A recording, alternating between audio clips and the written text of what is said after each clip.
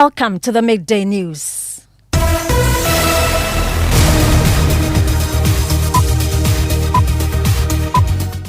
The Midday News is live on Joy 99.7 FM and hits 103.9 FM here in Accra. In Kumasi, we are on Love 99.5 FM and on myjoyonline.com. We are also live in all 16 regions of Ghana via our various affiliates. We are live on X Spaces, YouTube, and on Facebook. The Midday News is supported by Petrosol Platinum Energy, energizing dreams. Coming up.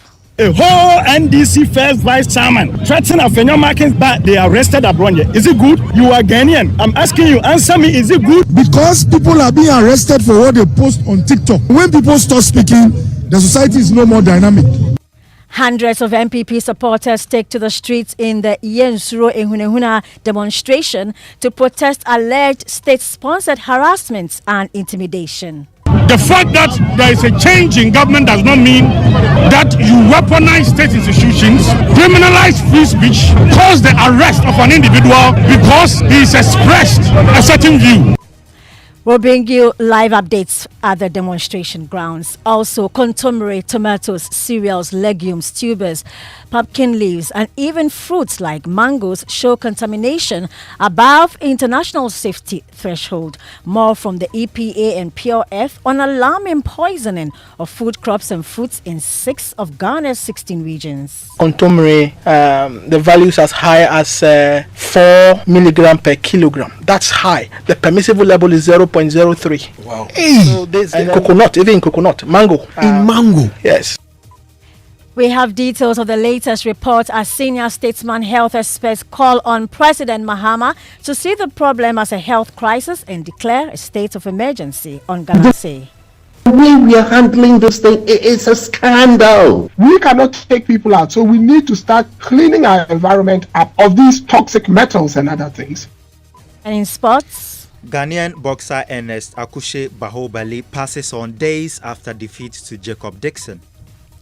and then we go to the northern region where hundreds of nurses have mounted to the streets in Tamale in protest against the government for failing to clear their 7 months salary arrears. I am Hannah Odame. I'll bring you details of these headlines and more in this bulletin. Thanks for choosing us this afternoon. We are Joy News, independent, fearless, and credible.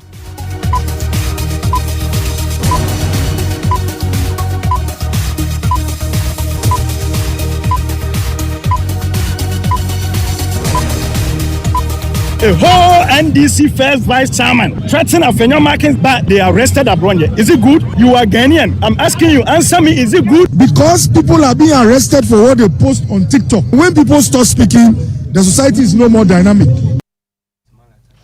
A united chorus echoes on the streets of Accra since morning with a powerful message as the new Patriotic Party Youth Wing leads a bold demonstration. Yensuro Ehunehuna against alleged state-sponsored harassment and intimidation targeting opposition members under the John Mahama administration. The protest, which translates "We do not fear oppression," began at the Brass Spot with some bigwigs of the MPP making demands of government. One of them, former Health Minister Dr. Bernard Okoboy, said the most fundamental feature of Ghana's democracy is freedom of speech, and that is under serious threat. He therefore accuses the Mahama government of not stifling free speech. Somebody can be arrested and handcuffed for talking in a way that in another person's judgment is not proper. It means all of us are in danger. And why am I saying so? You might think you are speaking well tomorrow, but the one in power tomorrow will say that your speech is not proper, and that is a threat. Secondly, all democracies or societies that were successful in the past, what made them lose their success was this culture of silence. Because people are being arrested for what they post on TikTok or how they speak, it will get to a time before someone talks, they will think twice. If you start thinking twice before you talk, and that's not to say you should speak foolishly in code, excuse my language, but if there is some fear in what you say because you could be arrested, it will get to a time people will not speak at all. And when people stop speaking, the society is no more dynamic, and we will lose our innovativeness and drive. And so we are here for two reasons: to make sure that freedom of speech is protected, and secondly, to protest against the behavior of institutions like the police. You heard the former Minister of Health, Dr. Bernard Okoboy, accusing the Mahama government of stifling free speech. Let's get to the grounds now and speak to my colleague, Razak Musbao, who is covering this protest for us. Bring us to speed with the protest, Razak. Yeah, Hannah. Well, we are currently at the Jubilee House. We started from the Obra Sport, and just about some 20 minutes ago, we left the headquarters of the police, where the first petition was presented to the leadership of the police. The IGP himself was not around, but some leadership received on behalf of him. Now, interacting with the leadership of the MPP youth group, fundamentally, they are urging the police to ensure fairness in how they go about arresting individuals. Besides Abronye and the manner in which he was arrested and handled, besides some of their party faithfuls like say Obama, Pokwase, the manner in which he was handled, and a few of their party faithfuls. They claim that it is selective justice and it is a misuse of the power that has been given to the police. So they're urging the police to ensure fairness and to ensure that they apply the law irrespective of whether the person is an MPP or otherwise. As I mentioned, we're currently at the Jubilee House, and the petition is being presented to the presidency, and officials of the presidency are receiving it. They are currently in interaction with officials of the presidency. And let's listen to some of the protesters that you have been speaking to. If you campaign that you were going to give in Kuko Inkitinkiti, and all of these promises you made are failing, you cannot hide behind an attempt to use state powers to intimidate people who criticize this. You're suggesting that the arrest of Abronya DC and the others is just a cover-up by government for the promises they made, which they are here to fulfill after 9 months in power. That is exactly the case. But it's only 9 months in power. They've got 4 years. When they were in opposition, they made allusion to the fact that it is possible to use 2 weeks to stop what? All galamsey in this country. Almost everything is possible with power. And so the Ghanaian people believed in them, and they gave them an overwhelming endorsement. Now, 9 months in power, everyone in this country is coming to terms that indeed these people lied their way to power. They have sacked workers, the intimidation, a whole NDC first vice chairman threatened a Fenyo market, but they arrested Abronye. Is it good? Is it nice? I'm asking you. You are Ghanaian. I'm asking you. Answer me. Is it good? You can testify. What Abronye said wasn't bad. What did he say? Me, I don't know. I'm forgetting. So I'm asking you, how the country is moving now, is it nice? So Ghanaians, we are here. NPP, all because of what is going on, that is not good. We want the government to change things. Moving on, the Environmental Protection Agency and Pure Earth are giving some more revelations over alarming poisoning of food crops and fruits in 6 regions across Ghana. A new study conducted by the 2 institutions in 6 regions, Eastern, Western, Ashanti, Central, Western North and Savannah, has revealed that mercury, lead contamination has moved beyond river bodies to daily staples like tomatoes, contumely and now coconuts and mangoes. Listen to the principal programs officer at the EPA, Hobson Ejapon, who said out of the samples, Konongo Dumase and Konongo Zongo have become the heaviest polluted areas, where even getting in contact with the soil can leave one contaminated with heavy metals. He spoke on the Super Morning Show on Monday. What interests us in the study is that Konongo Zongo, both Konongo Zongo and Konongo Odumasi, recorded highest level of mercury in the soil. In fact, we're talking about 1,342 parts per million. That is their highest level. Now, what it means is that when you come in contact with the soil, which we call in the terminology dermal contact, your skin come into contact with the soil that is highly contaminated, you are exposed to it, and it can poison you as well. Wow. We're also looking at still in Konongo. We're looking at the water. The water it's also has higher levels of mercury concentrations and also arsenic. And of course, if you look at the food chain, you would see some of these contaminations in the food chain as well. Also on the Super Morning Show was statesman and senior member of the NDC, Dr. Cadman Mills, and Center for Democratic Development Fellow in Public Health, Dr. Kwame Sapona-Siedu. They called on President Mahama to see the problem as health crisis and declare a state of emergency on Galamsey. And its impact on generations to come. Children being born with heavy metals and developmental retardation and things like that. It's the way we are handling this thing. It's a scandal. Doc, do you support the calls for a state of emergency to be declared in certain areas? If for no other reason than the psychological impact that says, look, we're not playing around. I think it needs to be done. Now, the deferred effect I was talking about, I have seen them with my own eyes in the labs of my friend Professor Sesampene, who worked with Erastus. I asked myself, what are we waiting for? What are we waiting for to act? So if you ask me that no, we're cool and we can't do anything, like I said about Chernobyl, they took the people out and they organized cleaning. We cannot take people out, so we need to start cleaning our environment up of these toxic metals and other things. Well, let's now hear from some buyers at the Malata market here in Accra who have expressed worry over the situation. They are also calling government to act immediately. We have to find good measures so we can mine legally, so everybody in Ghana will have good health. Because to find out the illegal mining is affecting our agriculture, and which we don't know, which people are ignorant about it. They go to the market, they buy foodstuffs, while they go cook later, it gives them kind of diseases. They should stop the galamsey so that we can have a good water to supply our farmers, so that we have good vegetables and fruits. Galamsey is not good at all.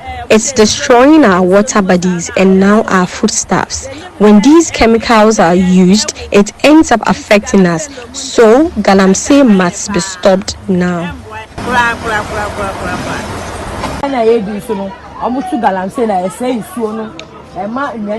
The food we eat is also being affected by chemicals from galamsey activities. So we are begging the government to do something about it immediately.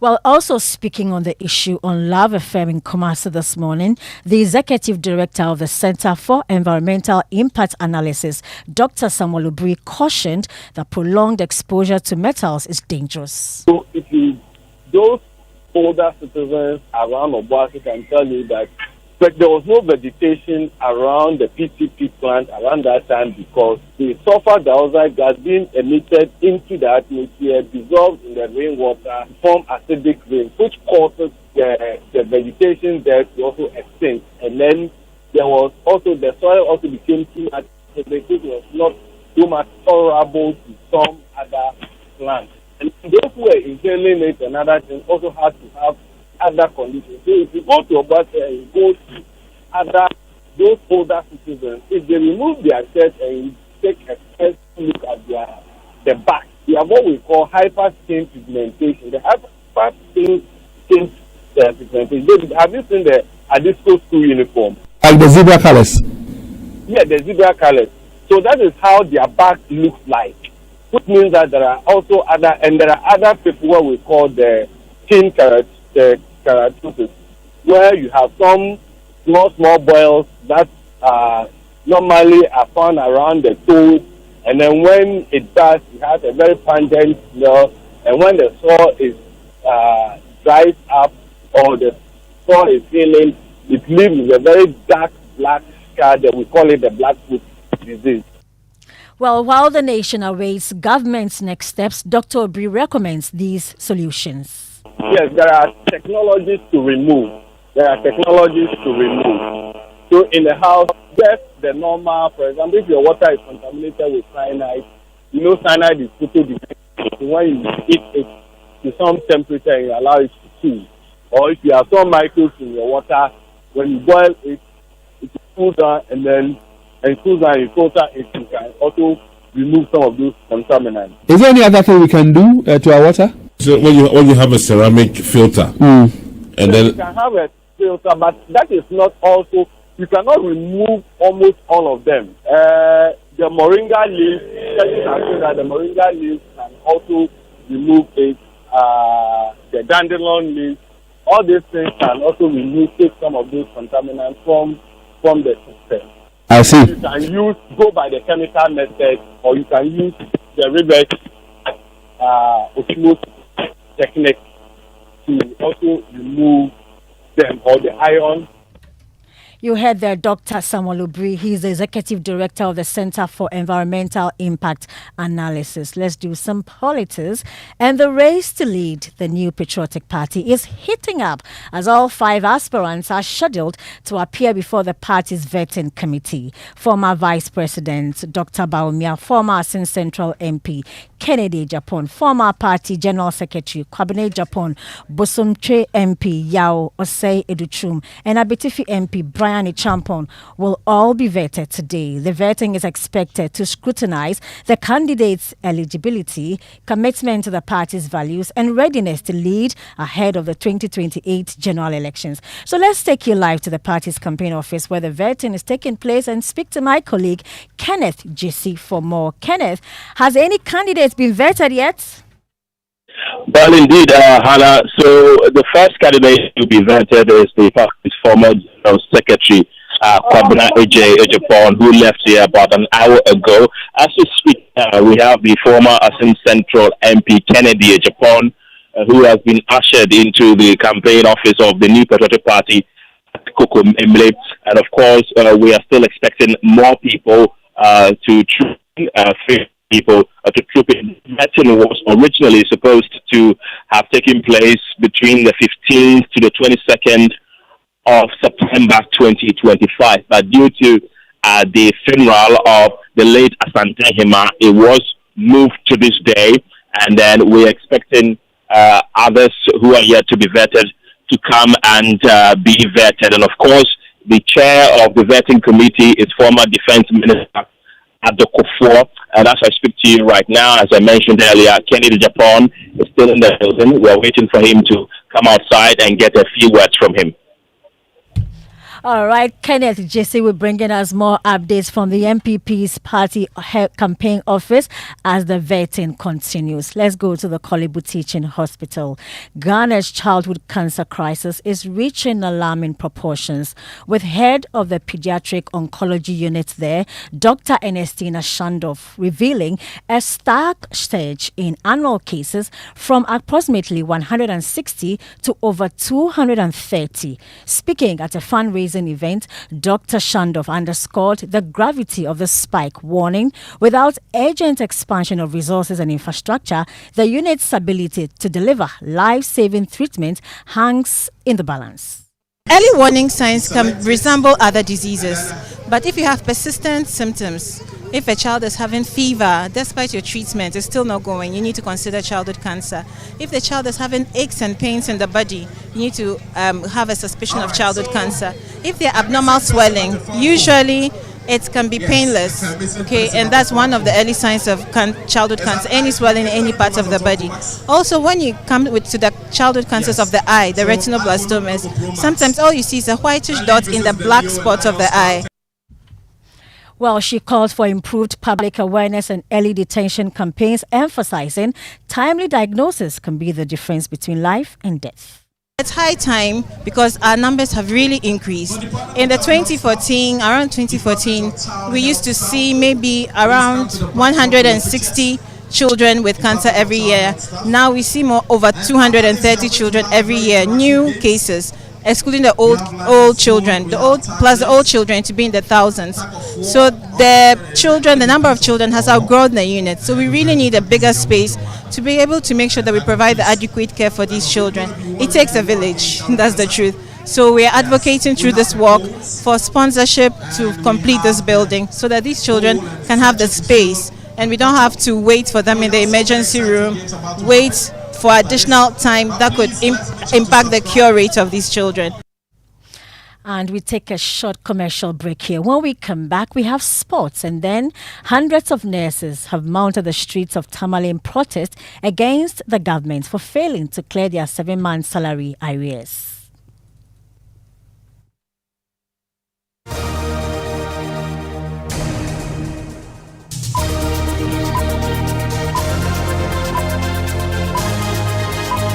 When I wake up in the morning, I brush my teeth with Kale Charcoal toothpaste. This gives me confidence all day. Anytime you meet Amma, don't be surprised I smile showing my beautiful white teeth because I don't have cavity thanks to Kale Charcoal toothpaste for its natural charcoal properties. In fact, we are like twins. I can't go without my Kale Charcoal toothpaste. That be why I dey use Kale Charcoal toothpaste morning and night when I dey go bed safe. It dey make my teeth white when it dey comot every scent from my mouth inside. My confidence level they go up, so I dey show my 32 teeth all.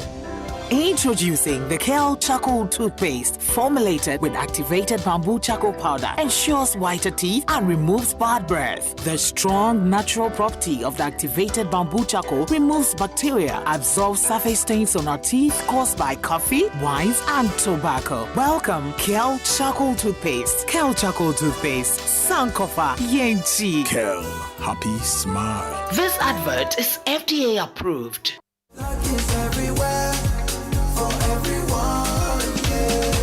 The winning season is back, but this time I am collecting the wins like Jollof at a wedding. The luckiest season 3 is here. Your chance to flip your luck or maybe your bank accounts too. 2 easy ways to join. Dial *712#. Hit 1 to buy for you or 2 to gift a friend. Feeling lucky? Pick 1 for a random number or hit 2 to choose your own. Pay with mobile money. Done. You're in. Or go to theluckiestafrica.com, click community tickets, choose your number or let the system do so for you. You can buy a ticket for your boo or your favorite barber. Pay with Momo or card if you are abroad. 1 ticket could turn your 1 Ghana cedi into 500 times more. And the whole community could win 10 times over. Dial *712# or log on. Let's get lucky together because luck is everywhere.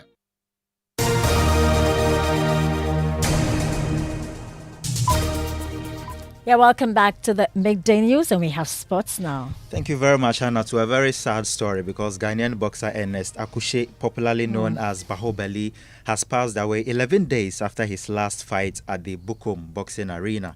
He faced Jacob Dixon in a super middleweight contest on September 12th. A bout he lost in the 8th round. Now, he reportedly suffered internal bleeding after the fight, and his death was confirmed earlier today. Now to football at 6 p.m. tonight. Ghana's under-17 side, the Black Starlets, face Ivory Coast in their second match of the WAFU Zone B Championship. Remember, the competition serves as a qualifier for the under-17 Africa Cup of Nations. Back to you, Hannah.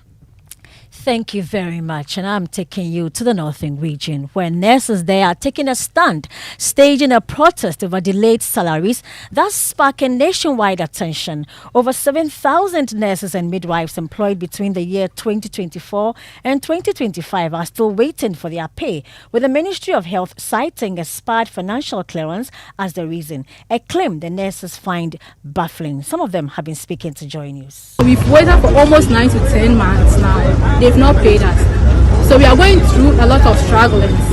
Being it, some of us, we are not from here, we are from different places and we were posted here.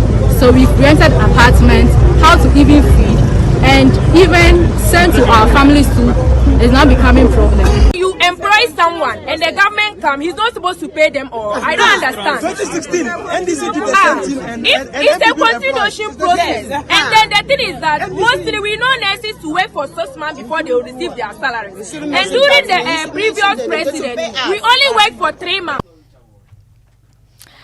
From the Northern region, we go to the United Nations General Assembly, where the First Lady, Lordina Mahama, had a heartfelt plea for the world's children that resonated with the entire assembly. Speaking at the 7th annual prayer service for the children, she passionately urged global leaders to unite in protecting the future of children and a peaceful world where every child can grow, thrive, and reach their full potential. I ask that you surround them with protection, comfort, and hope for a brighter future. Provide for their daily needs, including food, shelter, clothing, and education. Bless those who dedicate their time and resources to care for them. May these children grow in wisdom, strength, and joy, knowing that you love them. Guide their paths with opportunities.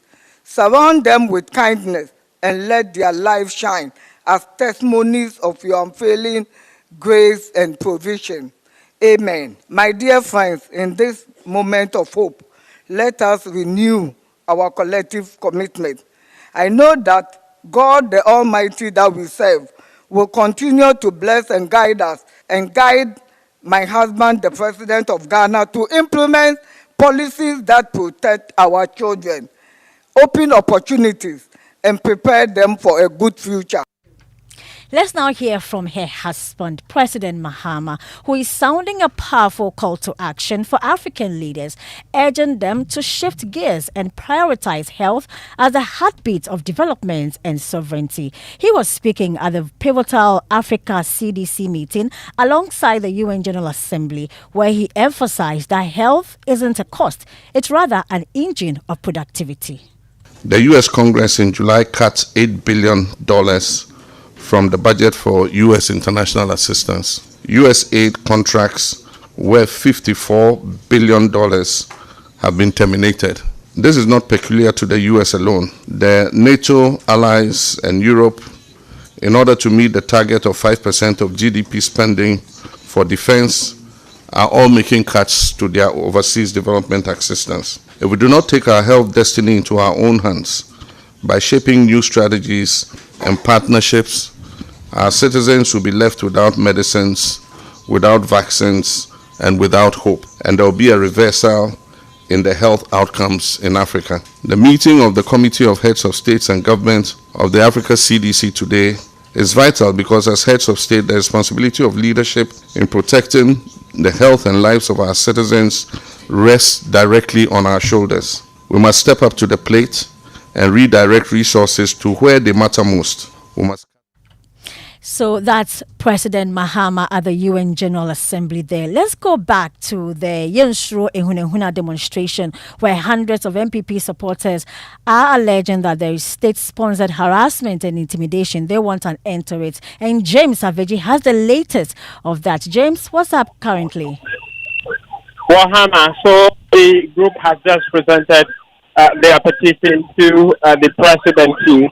The key issue they're asking government is that government, together with agencies and the legal system of Ghana, must be fair to the NPP in terms of the arrest and the prosecution in relation to some issues that has come up. And so fairness is what they've been asking for. As we speak, the whole protest has come to the party members have left the street and traffic has been open to vehicles. All two lanes, which were just some few seconds blocked to traffic in front of the Jubilee House, have been open now, and cars are moving freely as we speak, and the party members are also dispersing bit by bit here at the Jubilee House, Hannah. Thank you very much, James Aveji. He brought us the latest of that demonstration by the MPP Youth Midday. And that's it for the Midday News with me, Hannah Odame. Thanks for choosing us.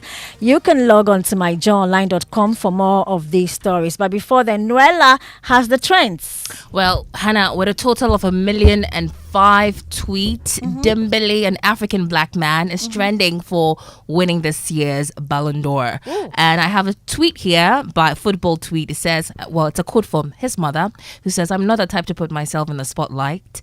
I like to stay discreet. When I go to watch my son play at the stadium, I can be in the middle of the fans and no one guesses that I am Usman's mom. I've never let all this go to my head." So yeah, congratulations to him. Congratulations to him as well. You can find these stories and more on myjoyonline.com. Thanks for choosing us. We are Joy News, independent, fearless, and credible. Pastor Mensa Otabel comes up next with